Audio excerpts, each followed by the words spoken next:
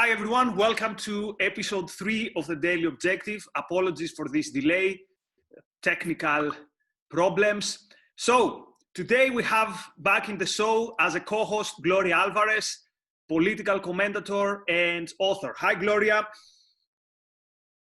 Hello Nikos, how are you? It's such a pleasure to be here. Thank you.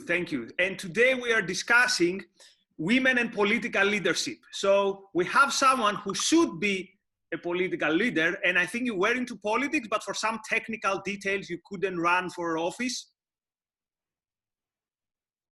Yes, that's right. I did a political campaign back in March 2019 when there was elections in Guatemala, knowing fully that I couldn't participate because there are two laws that are very, unfair, I would say, and irrational as well. One of them is that you have to be 40 years old in order to be president, and the other one is that only with a political party you can run for office. So that means that no independent campaigns can be possible, which at least in Guatemala has drawn to the fact that political parties are like marketing agencies. They don't have any ideology. There's more than 30 of them, and they are only used as chess pieces to win elections with no real agenda or plan. So I did that political campaign knowing fully that I couldn't run unless there was like a constitutional change. But I did it more than to, aspire to the office, to put some subjects and some topics that no politician was talking about.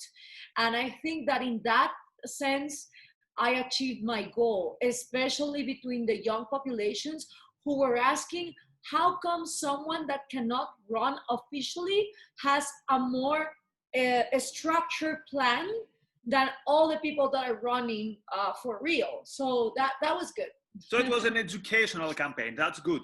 So the reason I came up with the topic is we hear quite often lately that countries that are run by women deal better with COVID. And this brings to the forefront all these discussions that supposedly, and you'll help us figure out whether this is the case, that supposedly women lead in a different way. So for example, we hear female leaders are more compassionate. Female leaders are more caring, which means that when you have, for example, a public health crisis, female women are going to take care more of the population. And they bring, for example, the cases of Germany or Taiwan or Iceland or most prominently New Zealand. And they say, look how these female leaders dealt with it, and compare it, for example, with Bolsonaro or Trump, who wanted to play hard, to play the tough guy. And this meant that they didn't do what had to be done. What's your take on that? I think it's not a fact of being a woman or not. I think it's about being a good leader, individual leader that listens to reason, that listens to common sense, that listens to science and to what the economic spectrum has to teach. And I think that as you have right now really good female leadership regarding COVID, we have had disastrous female leadership in Latin America, because it's not a matter of having ovaries or not having ovaries, it's a matter of what are your ideas. And the ideas of the women that have run in office in Latin America have been socialist, collectivist, communist, and corrupted. So you have Dilma Rousseff, a disaster.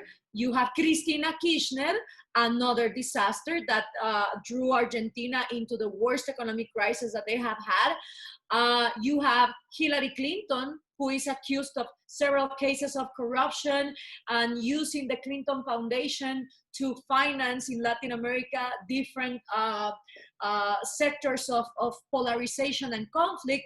You have in my country, Guatemala, Roxana Valdetti, the first vice president that we ever had, and she was involved in the most scandalous corruption case so far, with all this tax money coming from the imports and the exports. So you have all these female examples that have been terrible at governing, and few examples right now that are serving as saying, oh yeah, they're doing better with COVID. But that's not a matter of because you're female and you have ovaries, as I repeat. That is because you have good ideas. If you have good ideas, you're gonna have good results. If you have terrible ideas, it doesn't matter if you're a woman, if you're gay, if you're Chinese, if you are a man. And I think that the more we focus on the thing of we need more women, yeah, but I rather had in Congress transgender women or men or gay men or straight men, if they are libertarian or objectivist, as to have a Congress full of Marxist women. Like, I'm not interested in that. So, and there's another thing with this whole debate with women in positions of power. The thing is, do they really want women, or do they want a particular kind of women? So we've seen a very particular kind of nastiness, for example, towards conservative women. We remember the 2008 Sarah Palin, for example, the nastiness that she got. And my expectation would be that if in 4 years you have, for example, Nikki Haley versus, I don't know, whoever runs specifically from the left platform of Democrats, that this argument that it's, as some campaigners from Hillary says, it's her term, that it's the time for a woman to be in the White House, this is going to be conveniently forgotten. And usually the explanation they give for her is, look, we don't hate the ideas of that woman, but these are not really, they don't have the real psyche of a woman. And the main example they bring is Thatcher. Thatcher is never on the pantheon of feminists. They always say, well, was she though really a woman? And what they mean is, she was ambitious, she was too ambitious, she didn't consider herself part of the sisterhood, and also that she was, in a way, a very authoritative figure. So what does this mean? Does this mean that there are some inherent trends in femininity, which is weird because a feminist would say, no, there are no inherent trends in femininity. This is just a social construct. But then when we see a woman which is not, quote, doesn't, quote, act like a woman, why is it that most of the people who are asking for a woman in a position of power dismiss her? That's a great point that you are raising. And recently I was in this debate with three, well, only two. At the beginning there were three, but one of them said no just last minute. I was in a debate with Maria Martí, who runs the Ayn Rand Center for Latin America, with Maria Blanco. She wrote a book about libertarian feminism, and we were debating against these Marxist women, also activists in their country, and they said that capitalism is something that has oppressed women. And we raised the case, and we actually won, of saying no, what has oppressed women has been all the religions, no matter what they are, but especially in the Western world, Catholicism and Islam have played their part in the Iberic Peninsula, at least, that has had influence in Latin America, to have women as a second-class citizen. So you have religions, you have also the government, because by law, women had no access to, private property, to all these different things. So now these Marxist women tell you that there's only one way of being a woman. And if you're not in that like little case that they bring up, then you are not the correct type of woman. So for them, you have to be Marxist, you have to be lesbian, you have to hate men, you have to hate capitalism, and you have to have this, environmental concern that comes with the fact that progress is against environment, basically. If you don't fit in that Marxist model of the ideal woman, it doesn't matter who you are, you're gonna get attacked by them, and they're gonna tell you that, you're not the right kind of woman, or that you are part of the patriarchy. And this is why, and I love that you mentioned Margaret Thatcher, because in my third book, How to Talk to a Conservative, I dressed up like Margaret Thatcher. And I actually made the case, if Margaret was more of a conservative or more of a libertarian governing. And I say this because when she was in office, she voted to decriminalize homosexuality, which was still an issue in the UK. Before she was in it office, already she was an MP. She pushed for that legislation and she voted for that. Right. She was in the Congress. And then after that, she also voted against the criminalizing abortion.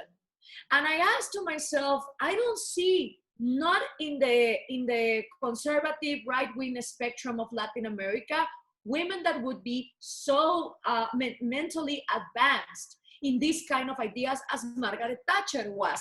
So the problem is that even if she was conservative, no one remembers her. You don't see in, for example, Gay Pride Month that people go with Margaret Thatcher face, to the celebration. They go with Che Guevara, and Che Guevara actually killed homosexuals. You don't see women when they are fighting for abortion to be legal to remember Margaret Thatcher.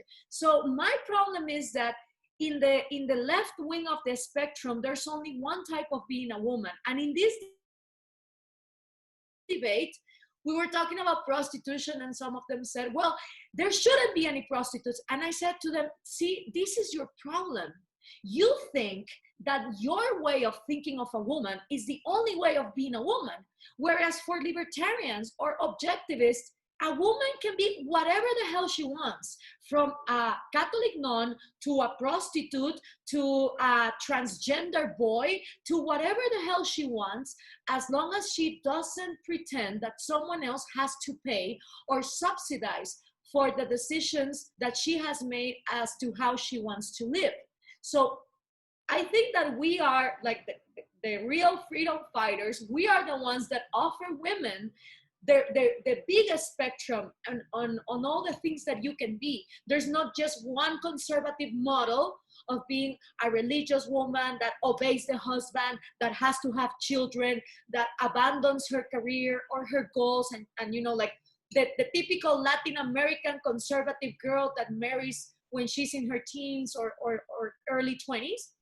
And also, you don't have to be this rebellious Marxist man-hater, lesbian-hating capitalism. No, like, we are the ones that offer you the entire spectrum of be whoever you want to be, It's definitely a thing. So in my day job in the university, whenever I mark essays, the topic that most girls pick up is the topic that says how social media and advertising influence the psychology of women. And always the line is that there's this kind of capitalist pressure to women to look a specific way. And this brings me to the last point, which is looking around. Specifically, in the United States, I don't know how it's in other places. You almost get two aesthetic types of what it means a man and what it means a woman. So you see conservative women, for example, supporting this type of what we'd call traditional femininity and admiring in men what they consider traditional masculinity. Whereas you see on the other side the claim that, no, these archetypes, these aesthetic archetypes are completely the result of social constructs. So where do you start on this debate? Do you think that what we consider like femininity, and also as it is described in Ayn Rand's book, where usually the protagonist, the good protagonist, will look in a specific way, do you think there's something to that, to what we consider female and male beauty and this kind of polarity between the two? Or do you think that there's something in what the feminists say that, no, this is a construct, and if we were under, 200 years of East German style of socialism, you would like something else in a man, I would like something else in a woman? What's your take on that?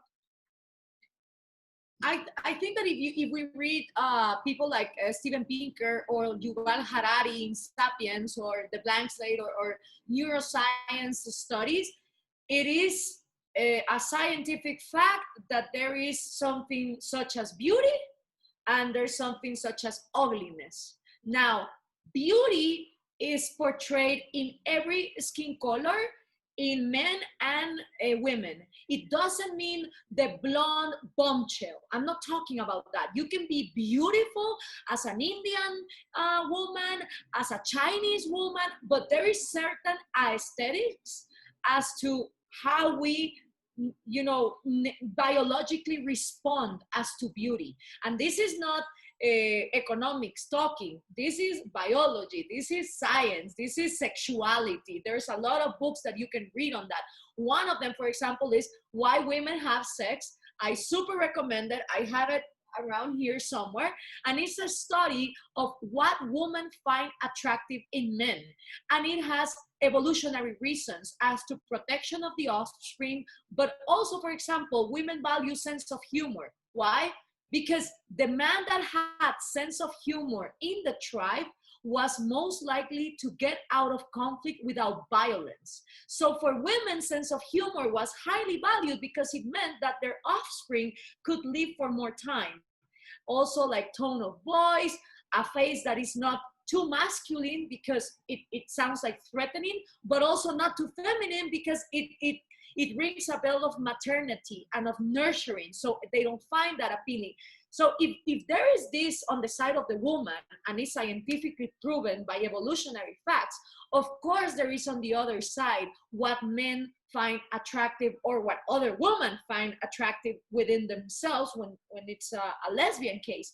So I think there is hypocrisy in both sides of the spectrum, and Rand was very intelligent in denouncing this hypocrisy. For example, with the conservative side, okay, they might treasure the classic femininity, but they put a ban on everything that is related to sex. So sex is dirty. So you have to have the woman that is a lady in the street, but a whore in the bed. And there is this, hypocrisy on how religion sees sex in the conservative side, but at the same time they want women to be this beautiful bombshell.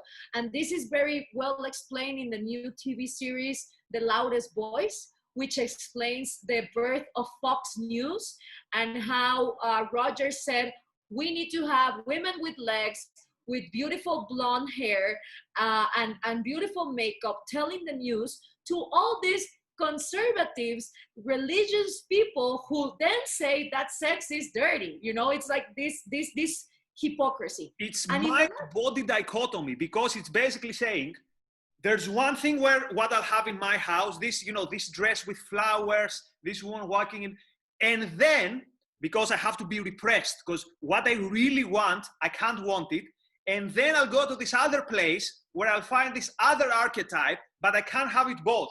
It's like the one is going to be my real thing, the other is going to be the repressed thing.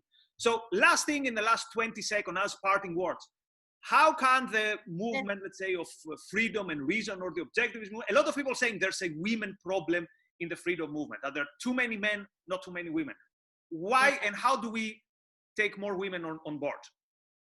I think that's changing already. At least in the Latin American spectrum, there are more women, and the good thing about it is that we are bringing the conversation of liberty way beyond, like Rand did in her time, went beyond economics. And I would recommend a lot to read Ayn Rand's Playboy magazine interview in 1964 to see how beautifully she puts sexuality, femininity, and the empowerment of women as an individual all in one, without all these hypocrisies from the left and the right side of the spectrum. That's a good parting word. I also recommend that and think about today. Who would be a female political leader who would have the courage to go to I don't know what's the equivalent of Playboy today and give an interview? It would be like a scandal. Anyway, Gloria, great having you with us today. Thank you very much. Keep doing the great job you're doing, and we're gonna see you in a future episode, not far in the future, very soon. Thank you very much. Thank you, everyone, and have a good evening or afternoon, wherever you are. Have a good time. Bye-bye.